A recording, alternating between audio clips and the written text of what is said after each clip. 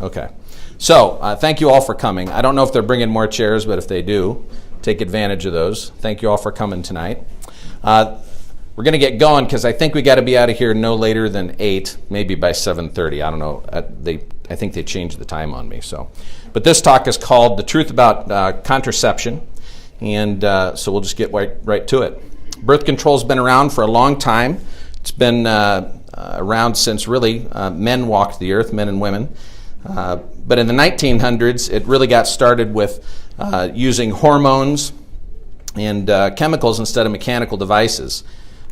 You really can't talk about birth control without talking about two things, and so we'll touch on both of those a little bit tonight. One is faith. All Christian churches taught against deliberate birth control up until about 1930, and that's when one faith changed it, and we'll get to that in a second.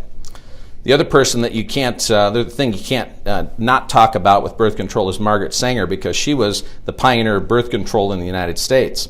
She opened her first birth control clinic in New York City in about 1916 or 1917, and because all the churches were still teaching against intentional birth control at the time, she really didn't have any pushback from the Christians. Her pushback came back from the U.S. government because of the Comstock laws, which outlawed birth control and disseminating information on birth control.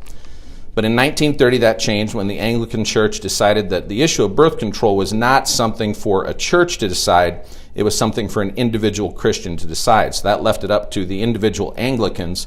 And after that, almost every Christian church changed their teaching to match that of the Anglican Church and left it up to the individual conscience of the Christian.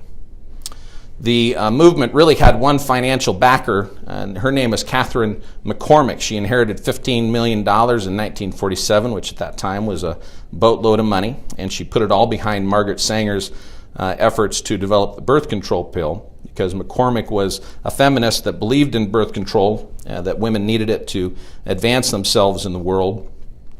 And she wanted it done within her lifetime, so her idea was that it had to be done very fast. Speed was the issue for Catherine McCormick. She bankrolled Sanger's efforts to develop it, and she turned to two professors at Harvard University, John Rock and Gregory Pincus. John Rock considered himself to be a devout Catholic.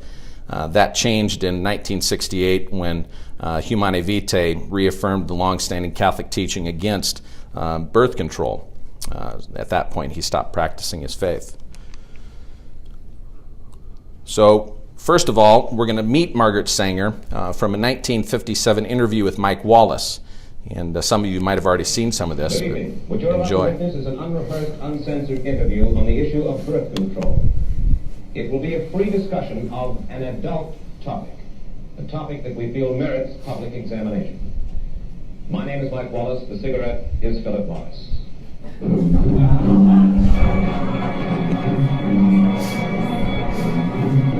The Mike Wallace interview.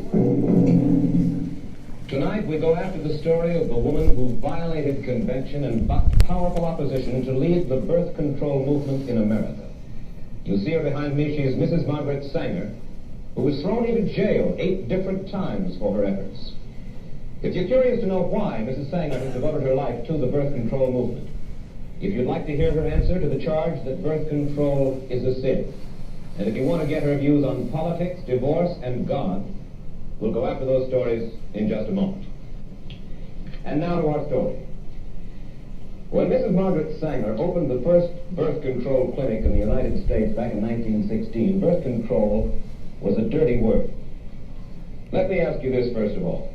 Why did you do it? There are some other possible reasons that suggest themselves on reading your biography by Lawrence later. Your mother, as you say, died prematurely after bearing 11 children. She was born a Catholic, was she not? She was born a Catholic, yes. And your father was a sort of a village atheist who clashed with church authorities, and because of his atheism, his earnings dwindled under community pressure. You and your brothers and sisters were known as, quote, children of the devil, end quote. Could it be, then, that in part at least, you were driven emotionally toward the birth control movement because of antagonism toward the church, because that was a way to fight the church? No, I don't think I had anything of the kind in mind. Mrs. Sanger, You have helped to spread the birth control movement not only here in the United States, but in Europe and the Orient as well. Why? Why is birth control of such vital importance internationally? Is it just to save women suffering? Is that the only reason in your mind? Well, not entirely. The population question is a great concern today, and the rate at which the births come in to we're saving them now. At one time, the children died. They didn't have the food. Today, our population all over the world is getting certainly better consideration and better conditions than they had at the time that I was there. You say that originally the opposition was in all law, and you have to fight against that. Today, your opposition stems mainly from where? From what source? Well, I think that the opposition is mainly from the hierarchy of the Roman Catholic Church. Of the Church. Well, now, Hierarchy. of the hierarchy of the Church. You feel that the parishioners themselves, the lay people in the Church, are not against birth control. I feel they come to all of our clinics just the same as the non-Catholics do. Exactly the same. Well, let's look at the official Catholic position, opposition to birth control. I read now from a church publication called The Question Box. In forbidding birth control, it says the following. It says, the immediate purpose and primary end of marriage is the begetting of children. When the marital relation is so used as to render the fulfillment of its purposes impossible, that is by birth control, it is used unethically and unnaturally. Now, what's wrong with that position? Well, it's very wrong. It's not normal. It's not, it has a wrong attitude toward marriage, toward love, toward the relationships between men and women. Well, the natural law, they say, is that first of all, the primary function of sex in marriage is to beget children. Do you disagree with that? I disagree with it 100%. Your feeling is what then? My feeling is love and the attraction between men and women. In many cases, the very finest relationship has nothing to do with bearing a child. It's secondary. Have you heard it said that the reason that the church is against birth control is because they want more Catholics? I've read it. Do you believe it? Well, if you read their papers, where they point out Boston, that's what has happened in Boston and Massachusetts. They have simply outbred the Protestants, and in Boston and Massachusetts they have control. I've read that in their own papers.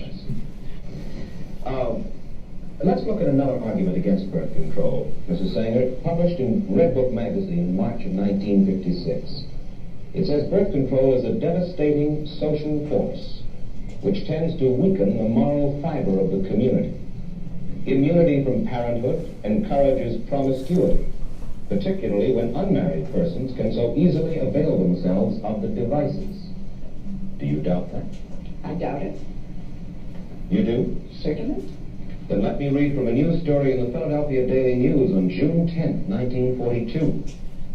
The story quotes you as urging the Women's Army Auxiliary Corps to give its members, quote, preventive measures against pregnancy, end quote. And you add, quote, abortion and illegitimacy are bound to result if the government doesn't recognize human nature, end quote. In other words, you were not advocating Christian morality, but rather ways for single women to avoid bearing illegitimate children. Where was this taken from? Philadelphia Daily News, June 10, 1942, direct quote from Margaret Sanger. I doubt it. I don't believe I ever made such a remark. Mrs. Sanger, do you disagree that Catholics, or do you feel that Catholics should not have a right to have a say when the city administration contemplates spending their tax dollars on birth control or the dissemination of birth control information, something that Catholics believe is sinful?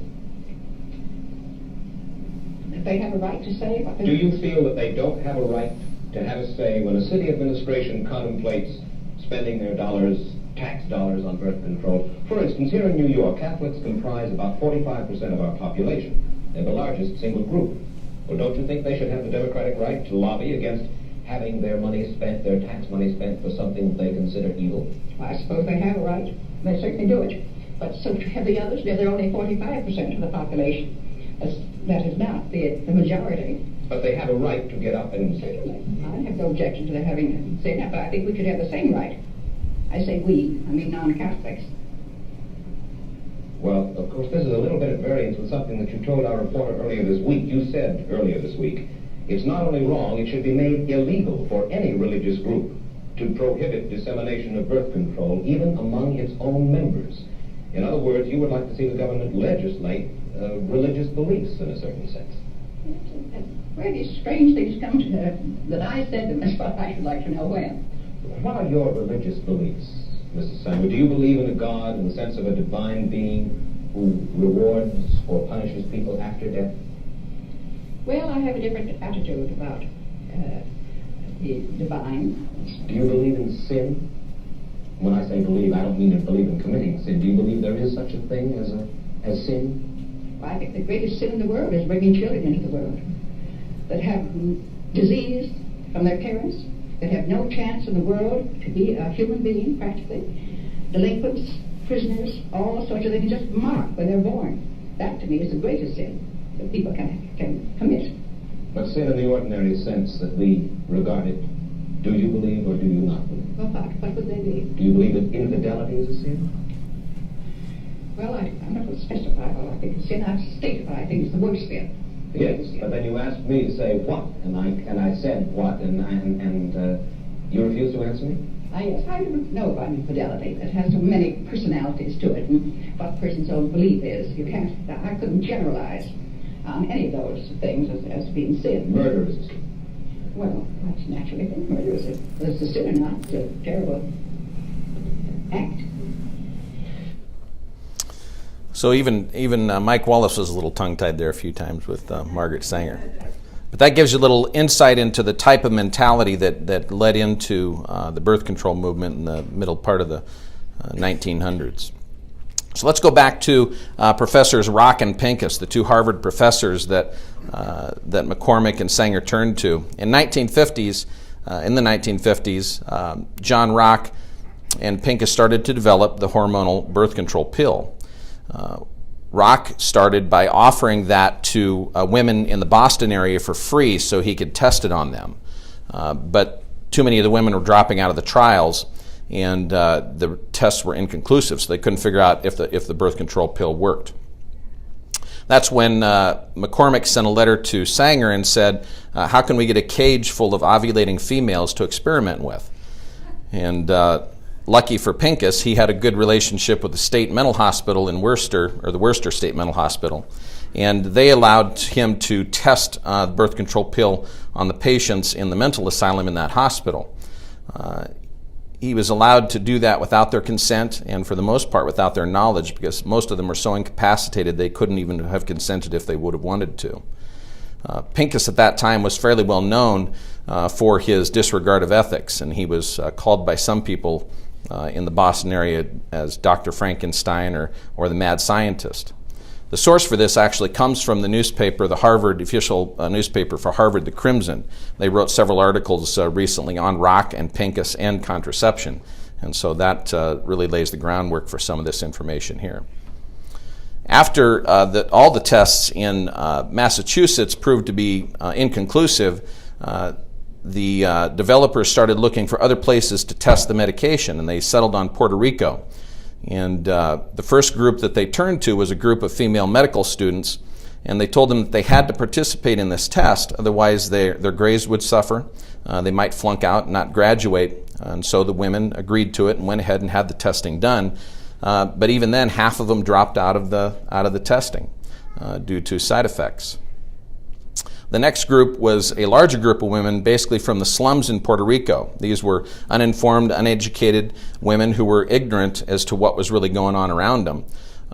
They were not asked to consent to the testing at all. What they were told is that this was a pill that would simply keep them from getting pregnant, and so they volunteered to do it. They were not told that it was a drug trial. They were not told that the drug had not yet been approved. They were not told that there could be side effects to the drug. And during this drug trial, some of the women actually underwent laparotomies, which is an incision in the abdomen area to see what the drug was actually doing to their ovaries. And so it calls into question, what could these women have known during this test if they ended up also undergoing surgery at the hands of the people that were experimenting on them. And so this is where McCormick really found her cage. It was a cage made out of misinformation and ignorance. The sources for this, again, are the Crimson, but also American Experience on PBS. So hardly conservative sources. The Puerto Rico trials did show some side effects. And what they showed is that 22% of the women dropped out of the study due to severe side effects. 17% of the women complained of severe flu-like symptoms during the test. 20 to 30% of the women suffered from depression after beginning the test. Some women developed blood clots. 3 young women died during the testing process. They didn't do any type of autopsy on these 3 women. They didn't do any type of investigation into the cause of death. And there was no investigation made at all. Now, these are women most likely between the ages of 17 and 30 that died during the test, and nobody checked into it. You wonder what they might have died from. Could it have been blood clots? The problem is Rock and Pincus ignored all these complaints, not just the blood clots. And McCormick and Sanger ignored them too. And later, the FDA ignored them as well. And so these women, even after going through all of this, were not compensated at all. And once the drug was approved, they were unable to afford it. So they couldn't take it even after it was on the market, which was probably a blessing in disguise. So the question came up why they were using women as guinea pigs. In 1970, the FDA was called before the Senate to explain why they were approving a number of different drugs that turned out to be harmful to the people that were taking the drugs. These were called the Nelson pill hearings, and it wasn't just the pill, it was several different types of medications. But when the birth control pill came up for hearing, it was attended by Alice Wolfson and several other women who were feminists, very active feminists, who had taken the pill between 1960 and 1970 and had suffered severe side effects and stopped taking it. So they attended the hearings just to find out what was going on. And what they found was that only men were testifying, including Dr. John Rock. Well, Alice Wolfson lost her temper during those hearings, and she asked 2 pretty important questions. Why are you using women as guinea pigs? And why are you letting the drug companies profit off of us? Those are, I think, very good questions.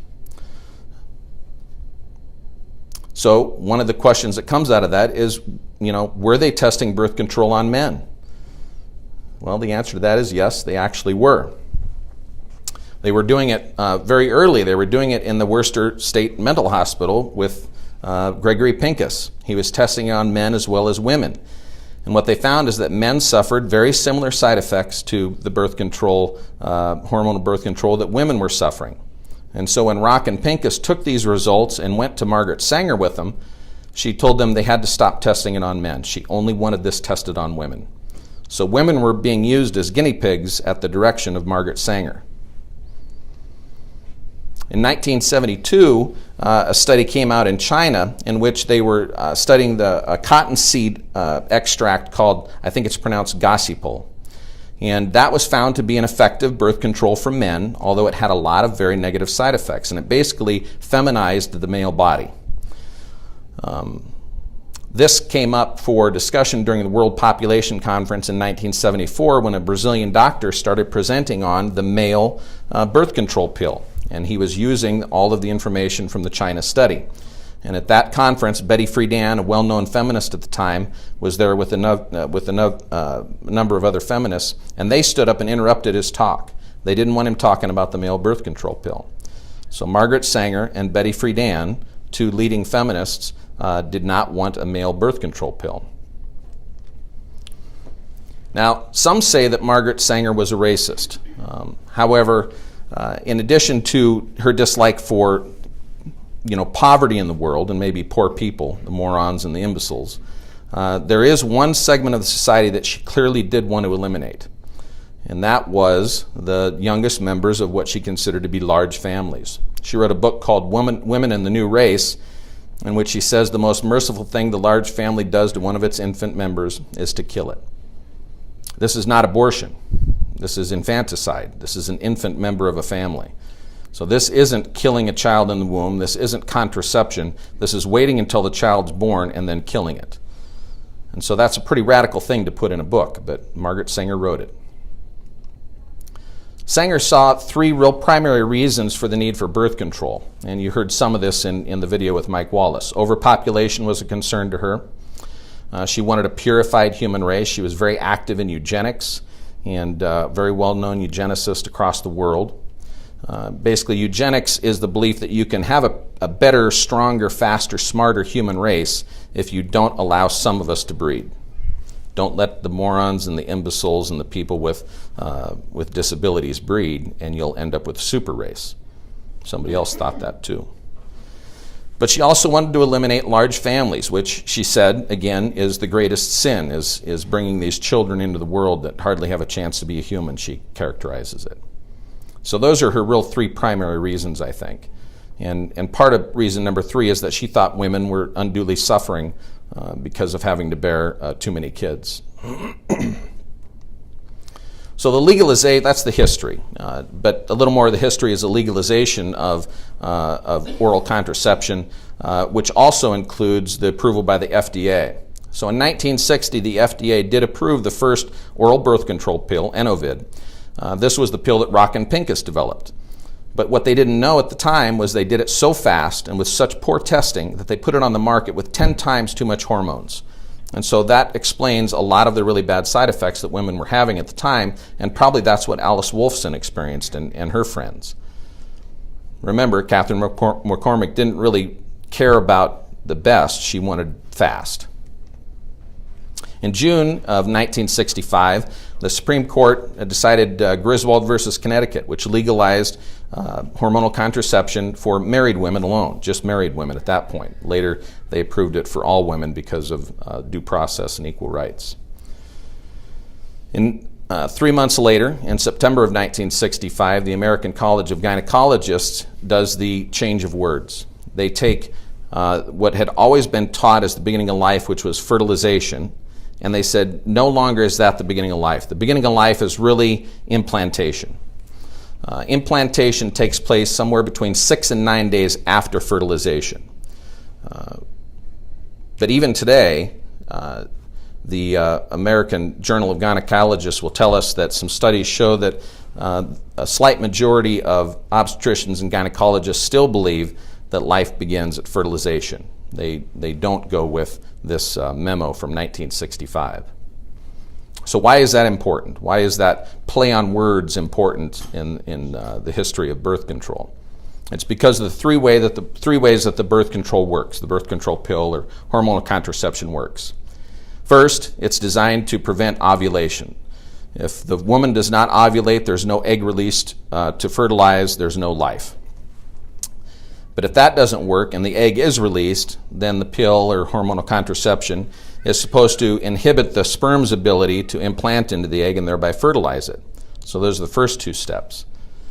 But sometimes that doesn't work either. And so we run into the third step, which is if the egg is fertilized, then the birth control hormonal contraception keeps that fertilized egg from implanting in the wall of the uterus. And if it doesn't implant in the wall of the uterus, then it dies and you do not have a baby. So the question is, what is fertilization? And so we've got another video here to watch, I think. Sperm facing in. Fertilization is the epic story of a single sperm facing incredible odds to unite with an egg and form a new human life. It is the story of all of us.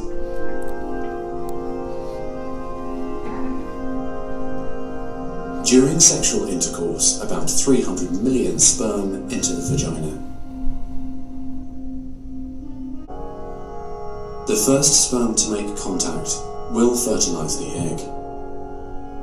After a perilous journey and against incredible odds, a single sperm attaches to the egg cell membrane. Meanwhile, inside the egg, the tightly packed male genetic material spreads out. A new membrane forms around the genetic material, creating the male pronucleus. Inside, the genetic material reforms into 23 chromosomes. The female genetic material, awakened by the fusion of the sperm with the egg, finishes dividing, resulting in the female pronucleus, which also contains 23 chromosomes. As the male and female pronuclei form, spiderweb-like threads called microtubules pull them toward each other. The two sets of chromosomes join together, completing the process of fertilization. At this moment, a unique genetic code arises, instantly determining gender, hair color, eye color, and hundreds of other characteristics. So a little sex ed there for you tonight. All right, so we talked about the 3 steps of the prevention of oral contraception earlier, and for that diagram I used the National Institute of Health's 3 steps. But really, it's the 3 steps no matter what. The difference is here we're going to use one definition from Planned Parenthood with a little bit of an alteration. So we've just learned that when those chromosomes come together, we have the new human life during fertilization. And if that egg implants into the uterine wall, then that continues the development of that human life, unless something stops it. So we have life in step number 2. That means that if that doesn't follow through with implantation, we have death, which is known as abortion in step number 3, right? The problem is that if you look at websites and materials from places that promote abortion and contraception, they'll oftentimes leave out step number 3. They'll only talk about steps number 1 and steps number 2. But we have to know that that step number 3 is really important. If you don't want an abortion, then you cannot take oral contraception. You can't take hormonal contraception because you could be causing an abortion. Now, oral contraception does have a lot of success. It's 91 times out of 100, you will not result in a pregnancy. But that doesn't talk about how many eggs are fertilized and then not allowed to implant. What if the egg is fertilized and does implant in the wall of the uterus? Well, that means that all 3 steps of the oral contraception have failed. This happens about 1.5 million times a year according to the Guttmacher Institute. Alan Guttmacher was a former president of Planned Parenthood and started the Guttmacher Institute to study and promote things like contraception and abortion. And so by their own numbers, they're saying that contraception fails about 1.5 million times a year in the United States. This is that 9% failure rate, about half of which result in abortion. Everybody, including the abortion advocates, agree that once that fertilized egg implants into the wall of the uterus, it will develop into something with a brain, with a heart, with all the organs, and eventually human life. And so the question is, how can we prevent that pregnancy from continuing on to a human after implantation? And the answer to that is through abortion. That's the only way to keep that from happening at that point. So up until recently, we have always been told that an early abortion is just removing a lump of tissue or a lump of cells. But recently, through the Center for Medical Progress, a man by the name of David DeLayden and his team went in and did some undercover videos at some abortion facilities and also at like conventions for abortionists. And they were able to record actual abortion doctors and executives in the abortion industry talking about abortion, the actual act of abortion. And we'll find out that when they talk about that, they don't talk about lumps of cells. They don't talk about some tissue. And so if you want to go to the Center for Medical Progress website, there's about a dozen different videos. There's probably 12 hours worth of unedited video that you can watch. And you'll see some very graphic things on those. You'll see some very callous individuals talking about the destruction of human life in a very casual way. But right now we're just going to watch about a 38-second clip, which is not graphic at all. But it is an abortion doctor talking about the organs that they sort through after an abortion. Because when they perform an abortion at a certain age, they have to then sort through everything that comes out to make sure they've got the entire body. Because if they leave anything in the woman, it can cause some serious infections and the ultimate death of the woman. So they have to basically reassemble the body after they've sucked it all out. And so this is a little bit of discussion about that process.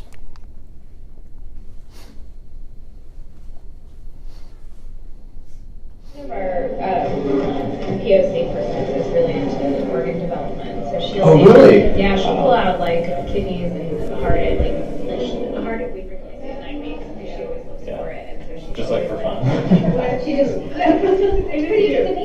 like, I mean, it's sort of, it's just, I have so much respect for her development. It's just so incredible how, like, so, but she's always, you know, at 10, 11, 12 weeks, she's like trying to find the kidneys and trying to come So at 11 or 12 weeks, they're looking for kidneys, and they think that some of these organs are cute. That's an actual abortion doctor for Planned Parenthood. Another doctor at some point tells a story about eyeballs falling into her lap during abortions and jokes about it. So clearly these are not lumps of tissue, lumps of cells. These are bodies, human bodies that have organs. So what procured abortion is in America, is when that fertilized egg is implanted in the wall of the uterus. Birth control has failed, that 9% failure rate that results in implantation. And that happens, that's happened about over 60 million times since 1973. 60 million lives have been taken by procured abortion since 1973 in the United States. This isn't counting all of the abortions in that 5 to 9 day period after the egg has been fertilized because of birth control. Anybody can guess at that number, but I would suspect it's enormous. And that actually even goes back to 1960 because that's when the FDA approved the drug and that's when it really went onto the market in some states. This is also not counting the coerced abortions worldwide as a condition of aid from the U.S. Under our previous administration, developing countries that were in trouble financially and with health issues would come to the U.S. and say, we need your help. And we'd say, sure, we can come, but we're going to bring people that will educate people on birth control, and we'll educate them about a lot of other things, including the availability of abortion. And so these developing countries, these countries that were in trouble, had to decide against their values in order to get aid from the U.S., and that's called coercion. Now, this fits right into Sanger's model of eliminating the morons, the imbeciles, the poor, the feeble-minded. And that's exactly what we were doing up until just a couple of years ago when the current administration put a stop to that again. But the next president might put it right back in place. This is also not counting all the abortions in China due to state-imposed abortion. In China, they had the one-child policy, which said no family, no husband and wife can have more than one child. Now, it's a cultural thing in China that it is shameful to either have no children or not to have a male child. So this caused some people in China to do sex-selective abortions. They would have the sex of their child determined in utero, and then if it wasn't a male, some of them would go have an abortion. Now, the population of China is enormous. The number of pregnancies every year in China is staggering.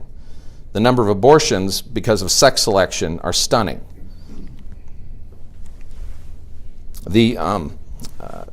They've now recently relaxed that to a two-child policy. So they've cut down on the number of abortions, hopefully, but they're still going to have a lot of sex-select abortions.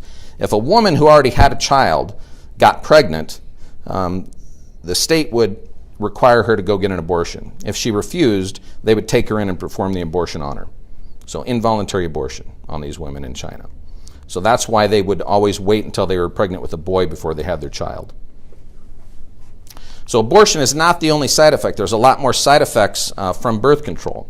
And we know about these. These are the side effects that are on the prescription packets. These are the side effects that women talk about with their doctors when they're deciding whether or not to go on birth control.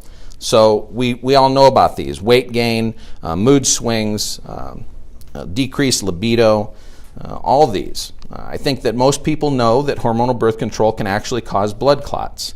I think that most people know that hormonal contraception can increase the risk of breast cancer in women, which is already the leading cause, or the leading cancer in women in the United States. I don't know how common people realize that it can increase the chances of getting liver cancer. Stroke, of course, and heart attack are related to the blood clots, so that would seem to go hand in hand with the information on blood clots. There's an increased risk of heart and neural tube defects in babies. What was happening up until I think recently is that women were on birth control for several years, and during that time they would deplete certain nutrients out of their body. So if they went off of birth control and decided, I'm going to go ahead and start my family now, they weren't eating enough foods or taking the vitamins necessary to give that baby the nutrients it needed to develop properly in the womb, and they were having more spina bifida, more heart problems in babies, a lot of birth defects because of that. So now what they're doing is they're adding folate to hormonal contraception to counteract that. So maybe they've gotten that taken care of, but that was a side effect at least for a while. Endometrial cancer is kind of a two-way street. That is actually something that is decreased in some women by the use of hormonal birth control. However, the Journal of the American Medical Association on Oncology says that the only women that really benefit from birth control are unhealthy women that are using it. If you're a healthy woman, if you're eating right and exercising and avoiding things like tobacco, you don't have a decreased chance of endometrial cancer. At best, it's the same chances as all the other women. There's also infertility issues due to the use of birth control. That's because most women who are using birth control are using it during the most fertile years of their life. You're most fertile as a woman in your teenage years and 20 years, and every year that goes by, they call it the biological clock. Well, birth control doesn't stop that biological clock.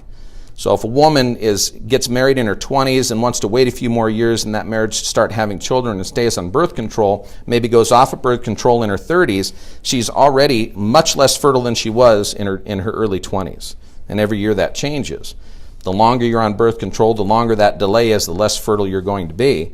And so we're seeing women who are trying to start families in their 30s, mid, early, and late 30s, and having a lot of trouble because they just aren't as fertile. Time has passed. But there's also something called cervical crypt atrophy. Because of the use of oral contraception, hormonal contraception, the cervical crypts kind of stop producing the cervical fluid that they would be otherwise producing in a healthy body. And contraception may inhibit that for long enough so that they actually atrophy, they deteriorate, and then when the woman goes off of birth control, she's no longer able to produce that fluid that in the video we saw helps the sperm come to the egg. If that fluid's not there, if it's too dry or too thick, the sperm's not going to make it. And so we have a lot of women that are struggling with infertility potentially because of the cervical crypt atrophy. And then there's also the increased risk of cervical cancers. That's from the National Cancer Institute. But there's even more side effects. We've got autoimmune disease and many other things that I think are probably on the label. I think doctors are probably telling their patients. But I don't know if people are actually listening to this when it's being told to them. And I think we would all benefit if people paid more attention to these side effects.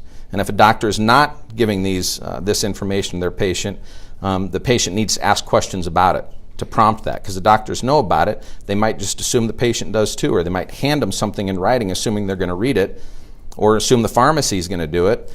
And I mean, when was the last time you read something from your pharmacy that came with the medication that you picked up? I mean, you'd be one strange cat if you did that. So we need to be more diligent about that. Then there's lesser known side effects. We have environmental effects of hormonal birth control. So this is what I wrote about in the paper a few months ago now. The feminized fish downstream of wastewater treatment plants. It just so happens that downstream of urban wastewater treatment plants, we have fish that are heavily impacted by hormonal birth control or hormones of some condition. And what happens is the fish have both male and female sex organs, or have neither, or have some developed and some partially developed. Fish are apparently highly susceptible to hormones.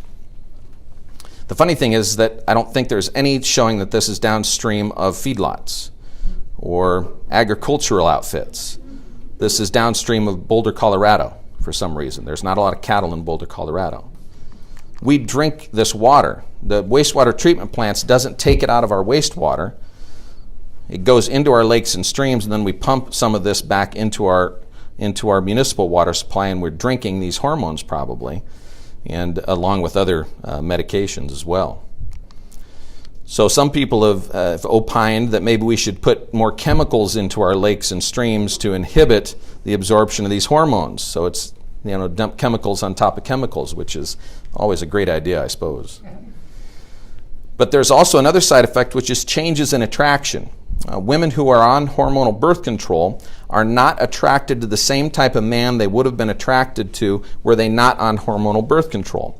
And typically they're attracted to less masculine men for some reason. There's been studies on this, and I'll give you some sources for that. Actually, Natural Womanhood talks about it in this article. But it's a two-way street. Men are not as attracted to women who are on hormonal birth control. It's pheromones. And so if there's two women standing next to each other and one is on hormonal birth control and one isn't, the one that's not, especially if she's ovulating, may be emitting pheromones that attract men. It's very instinctual stuff, but there's been several studies on this, and there's some reality to it, I think.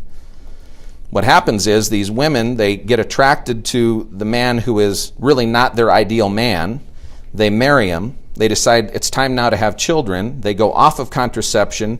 They get pregnant. They start raising this kid, and then they look over at this husband and say, I'm not really that interested in this guy for some reason, because now they're not on hormonal birth control anymore. And so that's what Natural Womanhood talks about. The problem with that is that it can lead to unhappy marriages. It can lead to divorce. It can lead to single-parent homes. And so that is a lesser-known side effect of hormonal birth control. Another one is sexually transmitted diseases. I don't think anybody really misses this point, but hormonal birth control provides absolutely no defense against STIs or STDs. And as a matter of fact, some people believe that it actually increases sexually transmitted diseases because it promotes promiscuity, like Margaret Sanger said in Philadelphia in 1942. So other people other than Margaret Sanger say that, but it's kind of interesting to hear her say that. Then there's a newly recognized side effect, which harkens us all the way back to Puerto Rico, depression. There was an enormous study in Denmark in 2000. Well, they did a whole bunch of studies, but they published this in 2016. And it said that after looking at over 1 million women, they found that the first diagnosis of depression for a lot of these women, for a large number of these women, was only after they began using hormonal birth control. And the interesting thing about this is that it has more impact on adolescents. So the teenagers are more susceptible to depression than the 25-year-olds and the 29-year-olds that go on hormonal contraception. Time magazine then did an article recently which highlighted the fact that the likelihood of committing suicide or attempting suicide is way up for women who are using hormonal birth control. And we think that that's probably got something to do with this increased likelihood of having depression. So we look at what the birth control advocates were telling us in the 1950s and the 1960s, and we compare that to some things that we were hearing during the sexual revolution after the Summer of Love in 1968. And we look at the promises that were made. And so one of these promises was that if you allow the Americans, if you allow the people to have hormonal contraception, there will be less sexual frustration in the world. Well, what we see now is that we've got more pornography than we've ever had. We've got more sexually transmitted infections and diseases than we can deal with. We've got the Me Too movement of this last summer and winter. We've got a rape culture on college campuses by some people's standards. And so we don't have less sexual frustration than we had in 1960 and 1959 and 1940. If anything, I think we've got a lot more sexual problems. They also promise us better marriages and fewer divorces. Divorce rates nearly tripled right after the legalization of hormonal birth control. And some of that was due to the passage of something called no-fault divorce law in 1970. But the divorce rates nearly tripled right away. And since then, the number of marriages has dropped every year in the United States, for the most part, since 1970. So we have less marriage, and we have more divorces. They said we'd have better child spacing. Well, we've got some failure rates in birth control at least, and then we've got infertility, which is the ultimate child spacing ingredient. And so with infertility, it leaves people with option of adoption or not having any children at all. They said we would have fewer unwanted pregnancies. Again, we've had over 60 million abortions since 1973 in the United States. Those are procured abortions. They said we'd have a higher percentage of wanted babies, so fewer unwanted babies and a higher percentage of wanted babies. But what anybody will tell you that's working in the system, they'll tell you that our foster care programs are overloaded. We've got more single-parent homes now than we've ever had in the history of our country. And I think the figure is that in 1960, about 5% of American children were being raised in single-parent homes. This year, it'll approach 45% of children will be raised in single-parent homes. They said we'd have fewer abortions. Again, we've had well over 60 million abortions since 1973. We had a fraction of that every year prior to 1973. And then they said it would solve overpopulation. Now, overpopulation is an issue that is not settled among our scientists and researchers. Some say that we are approaching the limit that we can have on the face of the earth. Others say, no, we aren't. We've got plenty of resources. As a matter of fact, we've got advances in agriculture and medicine and water treatment that people like Margaret Sanger never would have dreamt of. And even she said that people are getting better care back in 1957 than prior to that when she was touring the world. So a lot of people would tell you that the pill was an empty promise. In addition to increased pornography and sexually transmitted diseases and the Me Too and the rape culture, we also have sex trafficking that is overtaking our culture. Included in that is child sex trafficking and child pornography. And so until we can address those issues, instead of putting bandages on them like contraception, I don't think we're ever going to find a solution to any of this. So the pill in pregnancy. The Guttmacher Institute, again, tells us that over 50% of abortive mothers said that they had been using some sort of contraception in the month that they came in, that they got pregnant, and then they came in for their abortion. And again, the United States has about 1.5 million unplanned pregnancies a year, so about half of those end up in abortion. So you'd heard Margaret Sanger talk about promiscuity and contraception. Planned Parenthood has a number of different websites. All their different affiliates have websites, but one of their larger websites has one that's specifically geared toward teenagers. And what they do is it's kind of like you'd write into your local paper and ask a question, and some grandmotherly figure with a lot of experience would give you good advice. Well, Planned Parenthood has that too, and the question that they received here was, is promiscuity a bad thing? And so what the response to this was, in a much longer essay, said that no, it's not. It said, since the number of sexual partners you've had doesn't say anything about your character, your morals, or your personality, or about anything at all, really, there's nothing bad or unhealthy about having a big number of sexual partners. So this is Planned Parenthood giving advice to teenagers. This is still on their websites today, and it's on my source list in the back of the room. So that's what Planned Parenthood has to say about promiscuity. So what can we do about it? The purpose of this talk isn't to tell you all that you can't use hormonal contraception. The purpose of this talk isn't to say that I know something you don't know. The purpose of this talk is really to gain information. So I suggest that you know this information, that you want to take it and do your own research. You don't want to take my word for it. You don't want to take any other one person's word for it. But you want to come to a sound decision based on the truth. And then you want to share that with your children and your grandchildren so they can avoid some of the mistakes that we've made and some of the mistakes that maybe our brothers and sisters and parents have made. And another thing you can do is share this with your physician. If you aren't asking a lot of questions, your physician might assume that you've got a pretty good handle on things. You aren't going to come in and lay a bunch of information on the table and expect your doctor to read that. They don't have the time to do that. But what you can do is ask questions. So if you know that you're going in to see the doctor and hormonal contraception might come up as an option, you want to be able to ask questions. What are the side effects? Is this good for the environment? What's the cause? Is there a possibility of depression? And actually ask those questions so you and your doctor can have a conversation about those things. Do the same thing with your pharmacist when you go to pick up prescriptions, not just for the pill, not just for hormonal contraception, but anything. ask more questions. A proactive patient is the best doctor because you're going to be, you know your history better than anybody else. So before we get to questions, I wanted to give you some other options for resources.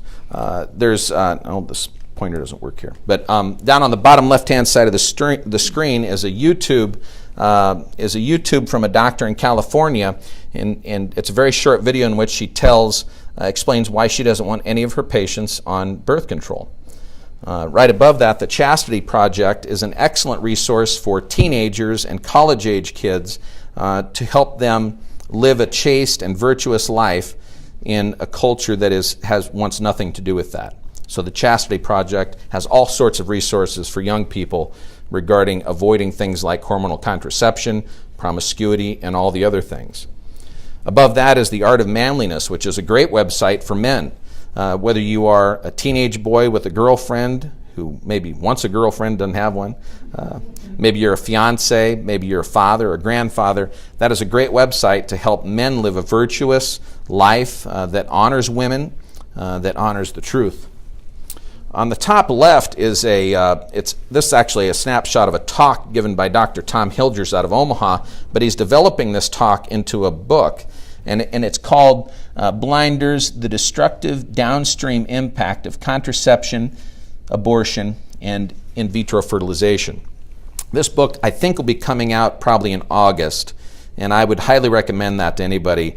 Basically, what he's done is he's gone through the statistics for several years, probably over a dozen years, and he's tracked all of these different trends in our culture to show how this is the result of things like abortion, contraception, and in vitro fertilization. So Dr. Hilgers is a great resource for this right here in Nebraska, Omaha, Nebraska.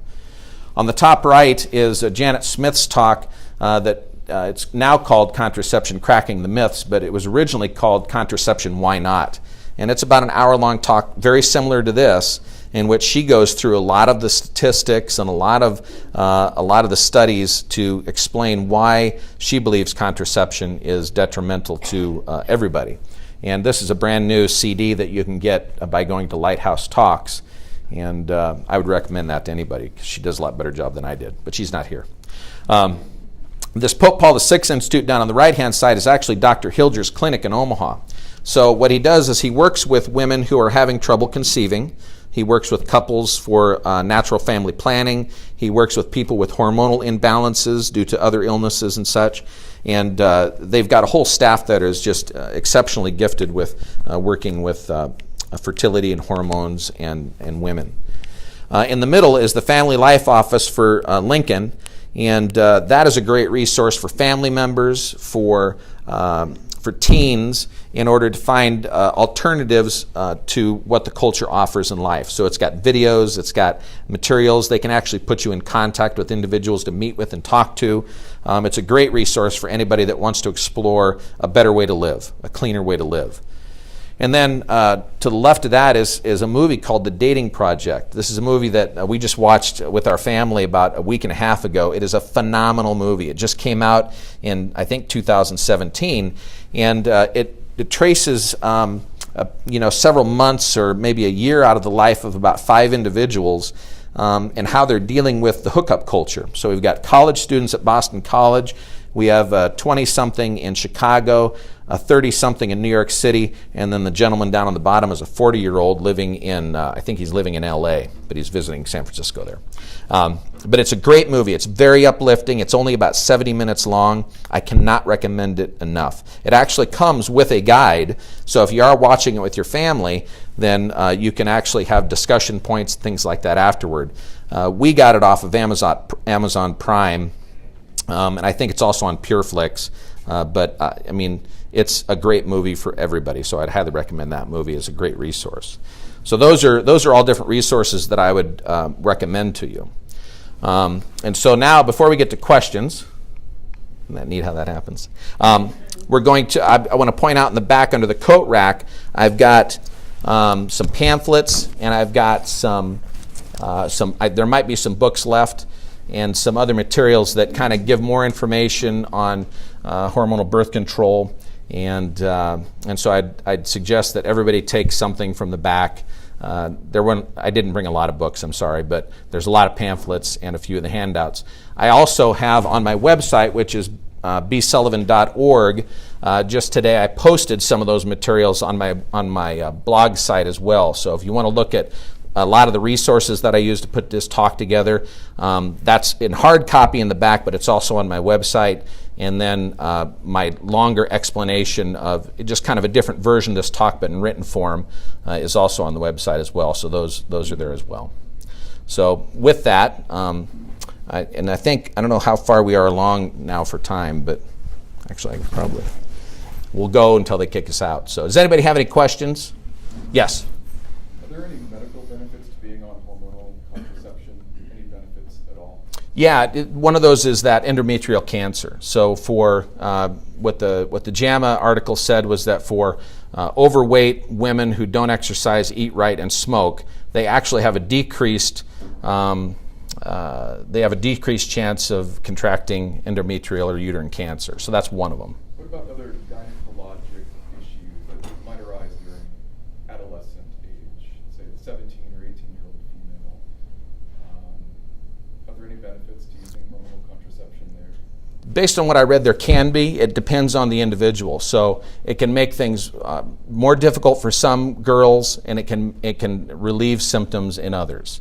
And so I think what doctors must do, and I don't know this, but they must sample and see how it reacts, and if it's not going well, they take them off that and try a different one, but they can do that. As a physician, I will tell you there are many reasons why we use hormonal contraception. For many medical ailments. Yeah. It is Another the treatment of choice. Yeah. Along with other cancers, colorectal cancer.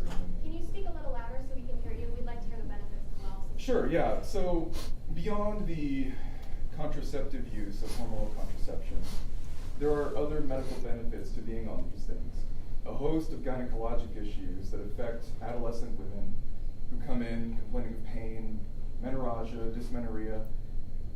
First-line treatment is hormonal contraceptive pills, stabilizing estrogen and progestin levels in these women who otherwise suffer a great deal of pain, a great deal of lifestyle modifications because they live in that state. But what Dr. Hilgers will tell you is that if you go to the Paul Institute or go to another doctor that's going to try alternative treatments, that they can provide a lot of relief for that too. And I am speaking on scientifically sound, peer-reviewed, prospective data that is reliable and repeatable. The reduction in colorectal cancer, the reduction in ovarian cancer, the reduction in endometrial cancer, these things are beneficial. There are absolutely a population of people who have an increased risk of breast cancer. Depending on their genetic predisposition, that is very true. I do want to point out that every single study evaluating cancer and the oral contraceptive risk have been observational studies. They are population-based cohort studies or case studies. They are not able to establish risk or a cause and effect relationship. They are all observational. As you might imagine, you cannot take two groups of women and experiment on them. That is something that would never pass a research board. At least not since Gregory Pincus's day. And we are not living in that day. Thank God. Thank God we do not conduct research that way. But I want to call to light the very long list of medical benefit that you get from hormonal contraception. They are first-line treatment for a wide variety of medical ailments. I understand your perspective. I want to be very careful on vilifying an entire division of medicine that, in my opinion, and the opinion of many physicians, has brought and alleviated far more discomfort, far more pain, far more disease than it has created social issues, which, again, can you say that the use of oral contraceptives have inextricably caused the whole host of social issues you listed? Increase in STIs, increase in promiscuity, things that are all self-reported. I don't know that there's been any data linking those two as irrevocably related. Yeah, there's as much data for that as the benefits that you're claiming, and I think you admit that, right? Be specific. Well, you said that you can't test one group of women against another, and so these negative effects are all observational. They are observational. The positive effects are also observational. Absolutely, which Okay. is why I want to highlight both sides. I don't want to just vilify the use of hormonal contraceptive and and slap them with the risk of increasing breast cancer across the board. Mm-hmm. You cannot conduct a prospective study and intend harm on people, though. Yep. These are observational data. Yep. And we have to take that in mind. Yep. And so that's why I encourage people to do their own research. You know, you have to make the decision for yourself. You can't take my word for it. You can't take this gentleman's word for it. You can't just look at one piece of information and say, oh, this is definitive. You need to actually look at it from a lot of different angles. So, yes, clear in the back. From what university did you obtain your medical training? Say that one more time. From what university did you obtain your medical training on this topic? Did I receive medical training? Yeah. Nowhere. I'm not a doctor. I'm a Juris Doctorate, not a doctor. Okay, so you're a lawyer. Yeah. Might you be able to explain that correlation is not causation? Because a lot of the stuff that you put on the screen seemed like you were saying hormonal contraception causes this. Mhm. In reality, it doesn't. Yeah. That's why they're listed as side effects on a lot of the material that you have when you prescribe it. So I wondered if you might be able to explain that since you are a lawyer. Well, the way that I did this talk is I looked at all the information that I could find that was available on these things. So I'm relying on other experts. So I simply read the articles, I read the materials, and then I put it together in a talk. Sure. So I'm looking at your list of sources here, and I see, YouTube, and you cite Robert Sullivan, yourself, and Snopes, and some blogs. But why didn't you talk to any OBGYNs or doctors in this field for this talk? I couldn't hear that last part again. Why didn't you talk to any doctors in this field, any OBGYNs for this talk? Actually, I did. In the written materials in the back and the thing that I posted on my website today, I worked with about 8 different medical doctors in putting that information together. But in the medical field, it is very difficult for a doctor to come out and speak publicly adverse to things like contraception and abortion. And so they're reluctant to do that. So to respect their privacy, I simply had to generalize that and put it together as my material and simply just generally say that I worked with about 8 different medical doctors in doing that. Again, I was relying on experts. Now, you referred to something that is Bob Sullivan in my list of sources. That is an article that I wrote for Crisis Magazine about, 3 months ago that talked about this word game of changing the fertilization as the conception into implantation. So that I just gave that as kind of a basis for some of this talk. I'm not calling myself an expert, but I did write it. So that was one of my sources. Anybody else? Yes? Did you ever look into what happens to the males if they have a vasectomy and what happens to their body? You're going to have to say that one more time. I was curious if you looked into what happens when a male has a vasectomy and what it does to their body. I didn't. That wasn't part of my research, so I did not look into that. I don't know anything about vasectomies. Any other questions? Yes. I'd like to make a comment. To me, in my experience on dating, you go out with a woman, it's the biggest joy in the world, and you start exploring in this area, and just hugging and kissing. And there's so much joy in that. It goes on for all night and into the morning. And then you can bring out another point along these lines is the specialization of lesbians. So there's another direction. You didn't even get to the intercourse part yet. That's right. The most sex ed I had in there was the one video on fertilization. That's the best I could do for you tonight. But anybody else have any questions? What was the demise of Lori Sanger? Say that one more time. Margaret, what was the demise? Margaret Sanger, I don't know. I think she died in the late 1960s. 1966. 1966. 1966. Okay. Arizona, and she kind of went goofy towards the end. She was not in her right mind. Okay, so she maybe had some dementia or Alzheimer's or something. Okay. And the interview was in 57. Yeah. Yep. So that way out wasn't long after, about 8 years after. Yes, sir. It's my understanding that the World Health Organization lists hormonal contraceptives as a class 1 carcinogen. Yeah. I'm wondering if the medical profession prescribes any other class 1 carcinogens for medical treatment? That's a very good question. I didn't research that. I don't know. Are there any doctors in here that would like to speak to that? Are any other class 1 carcinogens prescribed as medication for anybody that we know of? Every treatment plan has to evaluate risk and benefit to the patient. I can think of cantharidin or cantharin as a topical treatment against warts. Has formalin in it, is innately a carcinogen. The risk is low, and the treatment for warts is very effective, along with some other skin cancers like basal cell carcinoma or actinic keratosis. It's a very effective treatment. Formalin is a known carcinogen. However, when used appropriately, when prescribed appropriately, and a managed treatment plan, the risk of cancer is actually inherently low when done correctly. Okay. So there's at least one other class 1 carcinogen? Okay. Yes. Okay. All right. Yes? Could the alteration of a woman as far as using birth control pill, how she doesn't like the man anymore, could that have some bearing and leading towards our population going gay? There's some people that are speculating to that, but I don't know if there's any medical evidence to that, if gender ideology has anything to do with things like birth control. Janet Smith, I think. What's that? Janet Smith, I think, leads Yeah. that idea. Yep, and that was based on some scientists that were studying monkeys. And what they did is they studied a group of monkeys that were isolated, and they waited until the alpha male picked out his mates. And then they put his 3 mates on contraception, and he immediately started having sex with the other monkeys.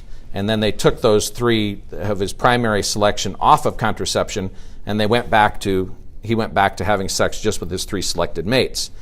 Well, then they put all of the female monkeys on this island on contraception, and then the male monkeys started engaging in homoerotic activity with each other. And then they took the female monkeys off of contraception, and things returned back to normal. You read that study? I didn't read that study, but that's from Janet Smith's talk, Cracking the Myths. And I can't remember, it was one of the scientists' name was Fox and Lion. So the names of the 2 scientists are Fox and Lion, kind of funny. But yes? I have a question about the Hormonal, the 6 Institute. Yeah. There's a lot of hormonal issues that young people, teenagers have that are treated with birth control. It's my understanding that they can be treated, the first line of defense, birth control, just because it's easy. But how accessible is it for, somebody to recommend to a family to go to the Pope Paul 6 Institute? It's in Omaha. Do they have outlying offices or whatnot? How can we help parents or teenagers that don't want to use a birth control, but want to try to help themselves, and how effective is their techniques? To my knowledge, Pope Paul VI only has offices in Omaha right now. But through the family health office, and maybe even through Pope Paul VI, they might be able to connect you with other doctors out in this part of the state, or if you're in Kansas or South Dakota, other doctors in those areas that might be willing to work with your children and yourself without resorting to birth control. And there's also a natural family planning as well. Yes? He works with you at your own home. Oh, sorry. Go ahead. He works with you in your own home. Okay. Doctor's situation. You don't have to go. Okay. So with Dr. Hilger's office, you don't have to go to Omaha. You call them up, and then they can work with you long distance as well. So. I can say with that as well, like there are doctors even within our community who can find alternatives to using the birth control pill for some of those adolescent issues. But the best thing to do is probably to contact like the natural family planning personnel in town, and then they can help direct you to the correct people. Okay. Okay. And you can get a hold of, depending on where you're from in the state, a good contact for natural family planning is this Family Life office. So that way, if you're from Grand Island or you're from Cambridge or you're from northern Kansas, they still might be able to network with you to do that. If you're in Hastings, you can contact them. Or right now, you can contact Stephanie Wesley, and she'll help you. There are some brochures that I left on the table over there. Oh, good. Okay. From they're going to actually redo the brochures. Okay. But I'm not, after September, I'm not going to be teaching anymore, but Yep. there's still 2 Okay. And there are some doctors that we can work with in town. Okay. As well as for the more advanced. So some other natural family planning pamphlets in the back. Surgical options, you do have to go to Omaha. There's no one that can do any of the Okay. surgical options here in town, but there are people that can help manage Yep. hormonal Okay. issues. Okay. All right. Ma'am, in the doorway? Oh, I was glad Stephanie spoke up. I was just going to say, my name is Andrea Mack, and I'm an employee of the Institute. Okay. But I work in Grand Island, and so I was just going to offer the answer to the question that if you find a fertility care practitioner locally, then they can connect you with some help for that evaluation for teens, adolescents, even up through premenopause. And so you work for the Paul Institute? Yes. And you're in Grand Island? Yeah. Oh, okay. All right. My little satellite center is me and my training and my knowledge, but then I can connect you with, a doctor at the Institute for further help once you've learned that. Okay. Charting and things of your cycle. Okay. All right, good. Yeah. All right, anybody else? Yes. I'd like to say something that's just anecdotal, but it refers to what you were talking about earlier. When I was in high school, this was a long time ago, about 1970, I had a friend, a young woman who had some weight problems, 17 years old, and so to treat the weight problems, her doctor did put her on a hormonal birth control. And I don't know if in 1970 if that was a high dosage or low dosage by then. I don't know when they started coming out with the low dosage pills. But I do remember this. We were very shocked because within 3 months she had a stroke. And that was always my view of using the hormonal pill for therapeutic purposes. I didn't think that it was an appropriate thing. Mm-hmm. Yeah. And to my knowledge, she never recovered from the stroke. Mm-hmm. That's unfortunate. If you want to get skinny, you go to Colorado and climb the mountains. Yeah. Well, you know what? This was in Colorado.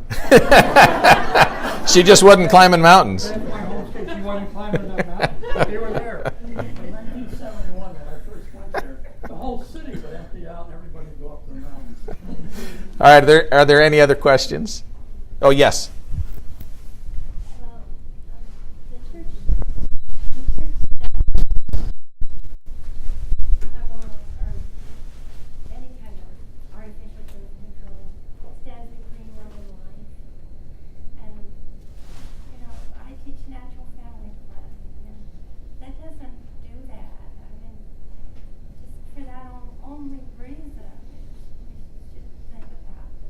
Mm-hmm. And I have something right here. I got it out of the Scientific American magazine, and it lists the hormonal birth control as xenoestrogen, and they list it along with atrazine, chlordine, DDT, ketone, all these pesticides and insecticides. Mm-hmm. Why would anybody want to take them? Yeah, the one beauty of natural family planning is that it will naturally bring the husband and wife closer together, because the husband also has to participate in that process of knowing when there's fertility and when there isn't. It puts a woman more in touch with her own body, because she understands closely how her own body works, so she can notice changes that are not normal a lot faster and go in for treatment. I mean, natural family planning, it's very cheap. It has no side effects. It has become incredibly highly effective over the last 10 years. And it's something that, I think that our advocates here for that would definitely recommend. Yes? It does have side effects. It brings a couple closer together. That's true. It has positive side effects, yeah. just like contraception or, hormonal contraception, the good doctor here says it has good side effects too, maybe. I would disagree, but yeah. I will say this, though. I think it's something that's important to recognize, whether you're a natural family planning user, using contraception, whatever. Marriage is challenging sometimes. I mean, it just is. And so, you can't, there's pros and cons with everything.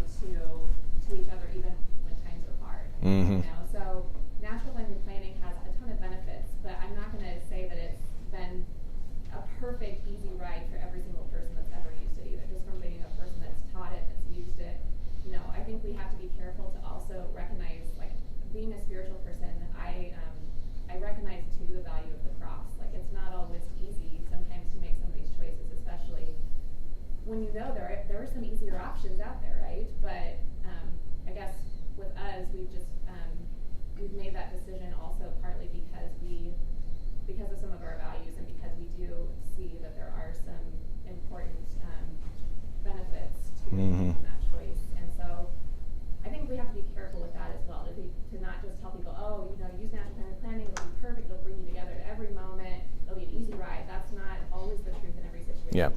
So just to make sure we're getting a full picture of, it can bring you together, absolutely, but sometimes that's also bringing you together through the cross. Yeah. From a spiritual perspective. Well, was it Jesus himself who said, "I didn't promise you a rose garden"? Or was that Tony Orlando? I don't know who that was. One of those two. So, all right. Any other questions? Okay. Seeing none, we'll adjourn. I thank you all for coming. Please grab something from the back as you leave. Thank you very much. All right.